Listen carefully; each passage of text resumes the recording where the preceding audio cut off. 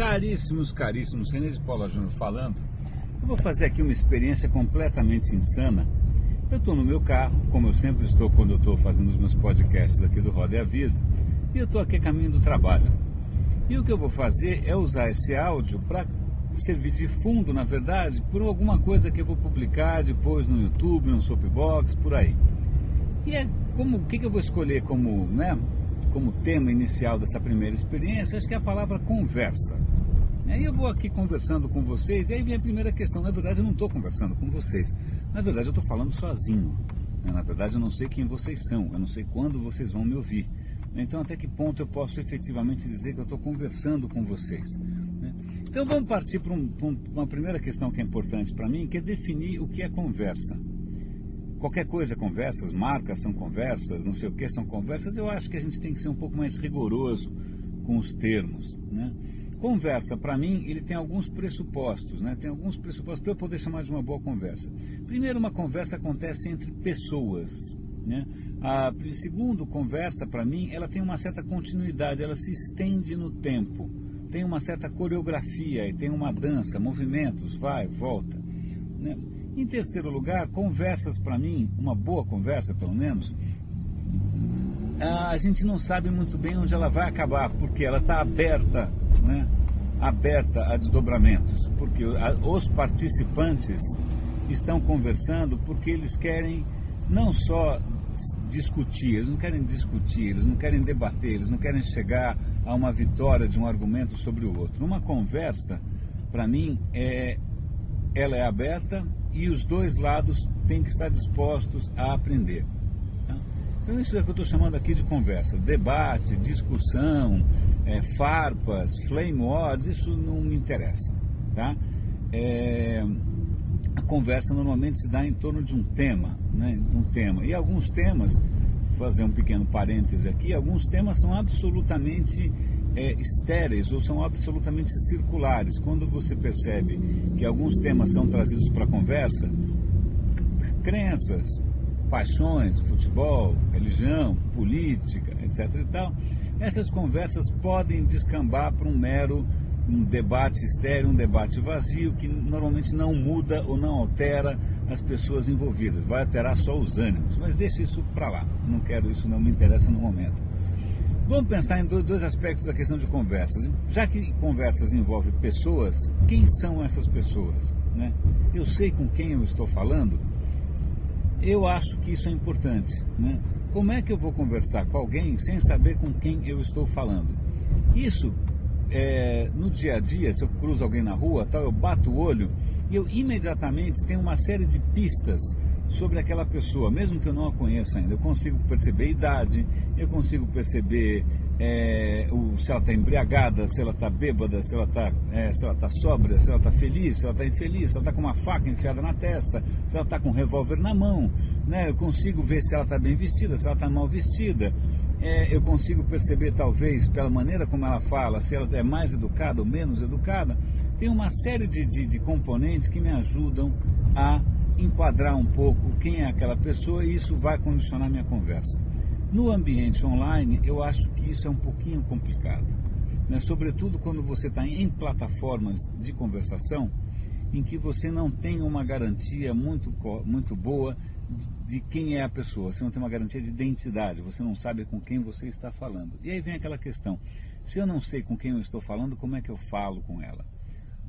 Notou a palavra como eu falo com ela? Isso é muito importante, porque é automático, é da natureza humana. Se eu vou falar com alguém mais velho, eu falo de uma determinada maneira. Se eu vou falar com alguém mais novo, eu falo de outra maneira. Se eu falo com alguém que é notoriamente hostil, eu falo de uma outra maneira, né? Então existem maneiras e maneiras de você conversar.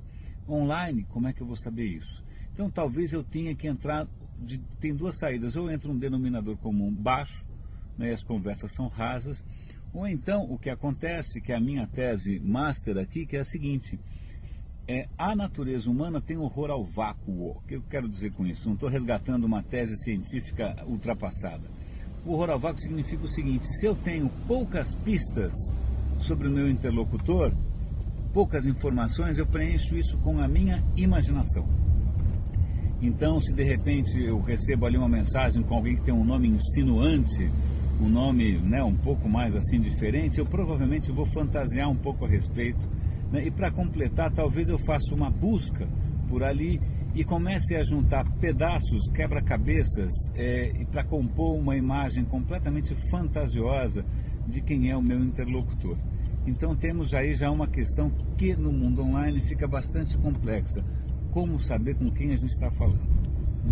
A segunda questão que é bastante interessante é a seguinte: numa conversa, normalmente as pessoas têm perspectivas, têm pontos de vista. Eu gosto da palavra perspectiva porque ela tem uma noção um pouco espacial. Significa como é que você vê a partir do ponto em que você está, né?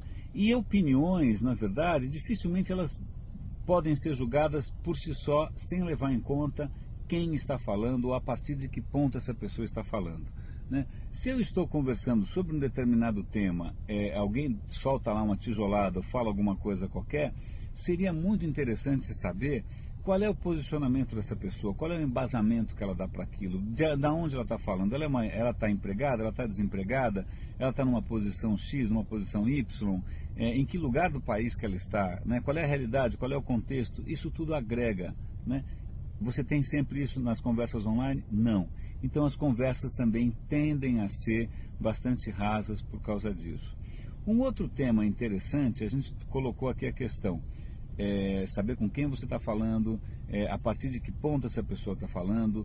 A terceira questão que para mim é bastante interessante é uma questão de tempo. As conversas se desenvolvem ao longo do tempo, né? Existe quase que um compromisso. Você começa uma conversa porque você espera que ela tenha continuidade, né? Senão você nem começa uma conversa. Se não tiver essa promessa, você não vai ficar, essa expectativa, você não vai querer que ela seja frustrada. A questão é a seguinte: em algumas plataformas isso é mais possível do que em outras, né? Então, quando uma grande marca ou quando um figurão qualquer se abre para conversas, né, e de repente ele não consegue dar conta, porque tem pessoas demais que vão responder, etc e tal, ou então ele vai responder muito tempo depois e não vai lembrar nem quem você era, né? Quando isso começa a ficar esgarçado no tempo, isso é realmente uma conversa, né? Se isso começa a ficar cada vez mais difícil, porque o cara está sendo demandado demais, isso é uma conversa. Mais um ponto que eu acho interessante com relação a conversas: tempo. De novo a questão de tempo. Vamos imaginar que você esteja no espaço comum, social, e você inicia uma conversa ali, né? Na maior esperança do mundo, né, que a conversa vai ser boa. A questão é, você tem um determinado tempo para dedicar àquilo. Você pode, de repente, checar aquela conversa ali uma vez por dia, uma vez por hora, tá? O que vai acontecer se as outras pessoas tiverem um timing diferente, se elas tiverem mais disponibilidade de tempo? O que vai acontecer é que você não vai conseguir acompanhar, você vai perder o bonde. Então você tem pessoas em timings, em tempos diferentes, né? E por uma grande ironia, normalmente as pessoas que muitas vezes têm muito o que dizer, por experiência, por bagagem, por estudo, etc e tal, essas pessoas têm menos tempo, né? E agora, pessoas que estão no começo de carreira, que estão com mais tempo livre, que estão desempregadas, elas têm tempo para burro. O que acaba acontecendo, a conversa, por uma mera diferença de tempo de cada um, acaba sendo dominada por um determinado perfil de interlocutores. A conversa, então, pode perder o interesse para quem tem menos tempo disponível.